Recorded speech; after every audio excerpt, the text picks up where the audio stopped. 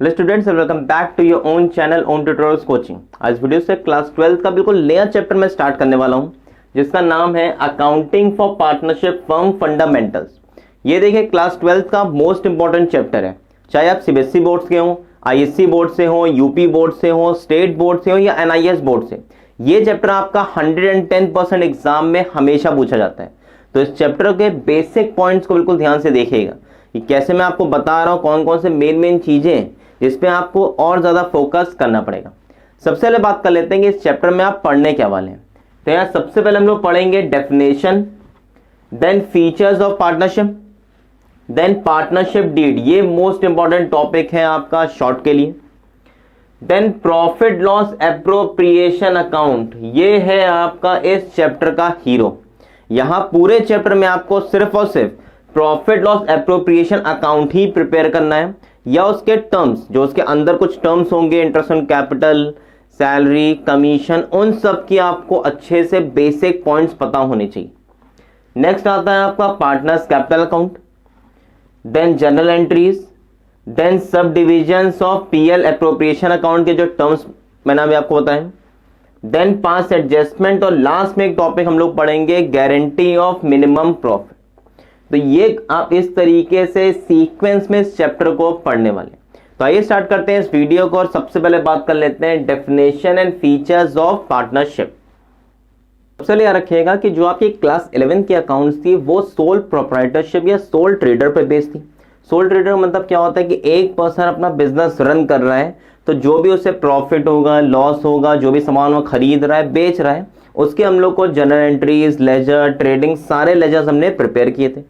Class 12 की accounts में क्या होता है कि यहां पे मेन फोकस होता है पार्टनरशिप पे।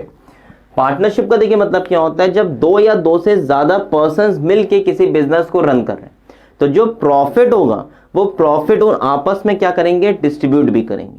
तो ये मेन डिफरेंस होता है कि क्लास 11 की अकाउंट्स में आपने किसी भी चैप्टर में प्रॉफिट को कैलकुलेट तो किया था, मगर वो डिस्ट्रीब्यूट नहीं होता था, क्योंकि वहां पे कोई रेशियो नहीं था, ना कोई पार्टनर्स थे, क्योंकि वहां तो एक इंडिविजुअल पर्सन बिजनेस रन कर रहे हैं। मगर यहां पे 2, 3, 4, 10 पर्सन मिलके एक बिजनेस को रन कर रहे हैं, तो जो भी प्रॉफिट होगा, जो भी लॉस होगा, या जितनी भी चीजें होंगी वो आपस में डिस्ट्रीब्यूट भी करेंगे। तो ये याद रखिएगा, क्लास 12 के जितने भी चैप्टर्स पढ़ेंगे उनका मेन फोकस किस पे होगा, पार्टनरशिप में। तो सबसे पहले ये समझ लीजिए कि पार्टनरशिप एक्चुअली में होती क्या है। तो पहले इसकी डेफिनेशन देख लेते हैं। According to section 4 of Indian partnership act 1932, it is the relation between persons, यहां देखिए पर्सन है, एक से ज्यादा persons, who have agreed to share profit of business. तो दो या दो से ज्यादा पर्संस मिलकर अगर किसी भी बिजनेस को रन कर रहे हैं, तो उनका मेन फोकस क्या होगा कि जो भी प्रॉफिट होगा या लॉस होगा वो आपस में उसे बेयर करेंगे। तो यहां पे याद रखिएगा, पार्टनरशिप में एक से ज्यादा पर्संस हमेशा होंगे, और अगर जब एक पर्सन किसी बिजनेस को रन कर रहा है तो वो आपका सोल प्रोप्राइटरशिप कहलाता है।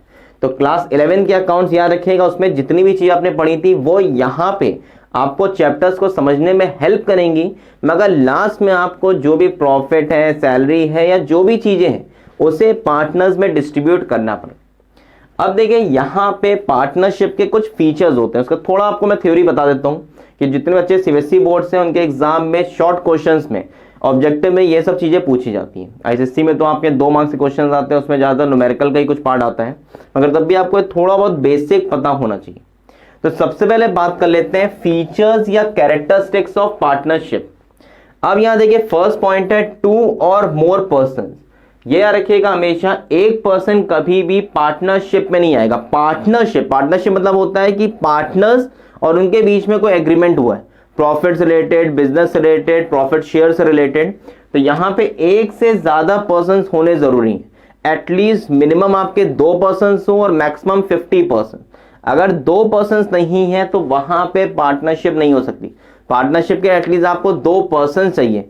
मान लीजिए मैं अपनी कोचिंग रन कर रहा हूं और मुझे अपने बिजनेस को एक्सपैंड करना है, तो मैं क्या करूंगा, एक और पार्टनर ढूंढूंगा जो इस बिजनेस में पैसे लगाने के लिए रेडी है, और उसके बाद जो भी प्रॉफिट होगा वो हम लोग मिल क्या करेंगे, आपस में डिस्ट्रीब्यूट करेंगे।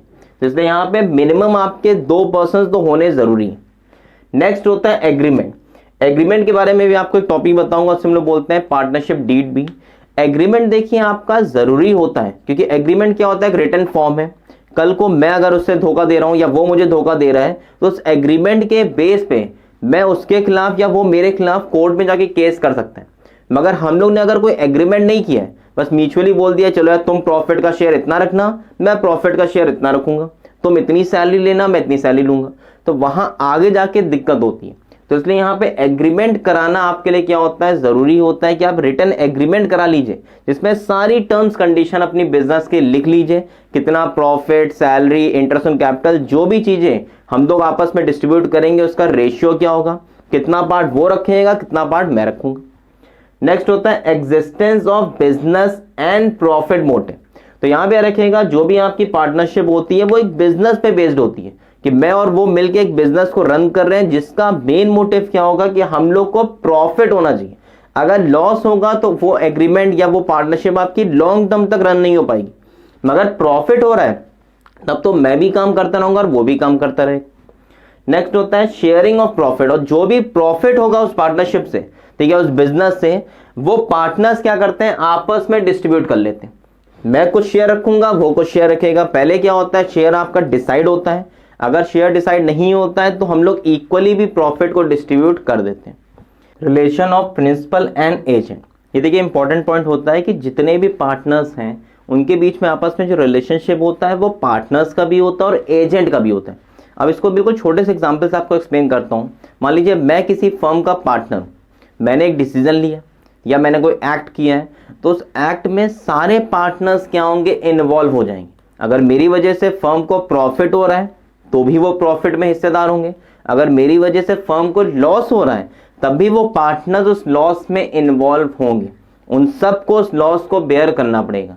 तो ये रीजन होता है कि जब एक से ज्यादा पार्टनर्स होते हैं, पार्टनरशिप फर्म होती है, तो कोई एक पार्टनर अगर कोई भी डिसीजन ले लेता है, उससे प्रॉफिट होगा तो भी सबको प्रॉफिट होगा, अगर उससे लॉस हो जाता है तो भी सारे पार्टनर्स को उससे लॉस होगा, या जो भी डिसीजन हो रहा है उससे सारे पार्टनर्स इफेक्ट होते हैं। लास्ट पॉइंट देखिए, बिजनेस में बी कैरीड बाय ऑल और वन।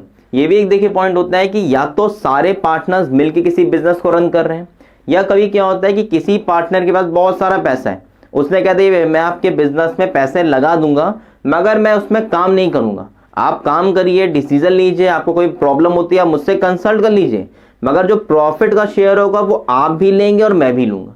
तो कभी कभी क्या होता है कि कोई एक पार्टनर है, उसने सिर्फ बिजनेस में पैसे लगा दिया है मगर वो एक्टिवली पार्टिसिपेट नहीं कर रहा है। तो ये रीजन है, या तो सब मिलके काम करते हैं उस बिजनेस को, या कोई एक बिजनेस को रन करता है, बाकी उसमें प्रॉफिट का शेयर करते हैं। ये देखिए कुछ ऐसे फीचर्स हैं, कैरेक्टरिस्टिक्स हैं, जिससे आपको पार्टनरशिप का थोड़ा कॉन्सेप्ट क्लियर हो गया होगा। अभी जब आपको मैं न्यूमेरिकल्स कराऊंगा तो इसकी हेल्प से आपको वो समझने में और इजी हो जाएगा। अब बात कर लेते हैं, एक और टॉपिक है राइट्स ऑफ पार्टनर। जितने भी पार्टनर्स होते हैं पार्टनरशिप में, उनके राइट्स क्या होते हैं। पहला राइट होता है सबसे main, to share profit and loss. जितने भी पार्टनर्स हैं वो पार्टनरशिप फर्म का जो भी बिजनेस का प्रॉफिट हो रहा है वो भी बेयर करेंगे, लॉस होगा तो भी बेयर करेंगे। Partners must be consulted. देखिए जब भी कोई छोटा सा डिसीजन भी लेना है या बड़ा डिसीजन लेना है, या कोई प्रोजेक्ट है या कोई भी चीज है, तो जितने भी पार्टनर्स होंगे उनसे कंसल्ट किया जाता है, तभी वो डिसीजन लिया जाता है। Inspect books of account. जितने भी पार्टनर्स हैं उनके पास ये अथॉरिटी होती है, पावर्स होती है कि वो अपने ही बिजनेस की बुक्स को जब चाहे इंस्पेक्ट कर सकते हैं। उन्हें ये पता होना चाहिए कि उनके बिजनेस में हो क्या रहा है, प्रॉफिट हो रहा है, लॉस हो रहा है, एक्चुअली में बिजनेस में एसेट्स कितने हैं, लाइबिलिटीज कितने हैं, जो भी छोटी बड़ी चीज है उनकी बुक्स को वो क्या कर सकते हैं, बुक्स मतलब वही journal entries, ledger, trial balance, इन सब को वो जब चाहे देख सकते हैं।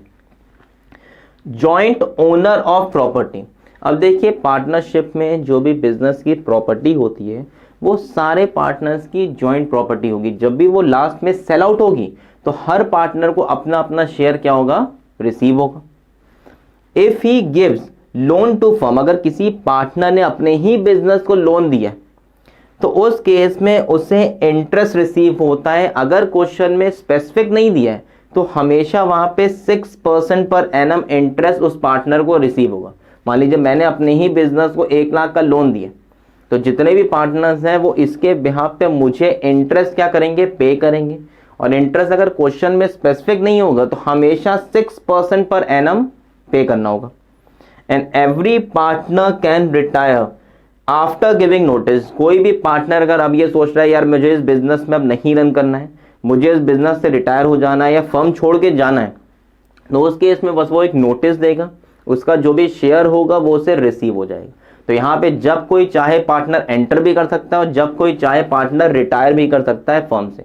इसके अभी आप आगे चैप्टर्स भी पढ़ेंगे, एडमिशन, रिटायरमेंट, डेथ। तो याद रखिएगा पूरे क्लास 12 की जो आपके अकाउंट्स है वो पार्टनरशिप पे बेस्ड है। बहुत सारी चीजें आप पढ़ेंगे। आपने क्लास 11 में थ्योरी भी पढ़ी होगी, कॉमर्स में और बिजनेस में पार्टनरशिप क्या होती है, ठीक है, टाइप्स ऑफ पार्टनर्स क्या होते हैं, प्राइवेट पार्टनरशिप, पब्लिक पार्टनरशिप। यहाँ पे उतना आपको डिटेल में नहीं जाना है, बस आपको थोड़ा बहुत बेसिक पता होना चाहिए ताकि जब न्यूमेरिकल्स आप करेंगे तो वहां पे समझना आपके लिए ईजी हो जाएगा। तो आई होप आपको डेफिनेशन, फीचर्स और राइट्स क्लियर हो गए होंगे। नेक्स्ट वीडियो में आपको बताऊंगा एक नए टॉपिक के बारे में। तब तक के लिए इसको अपनी कॉपीज में नोट डाउन करिए और एक बार रिवाइज जरूर करिएगा।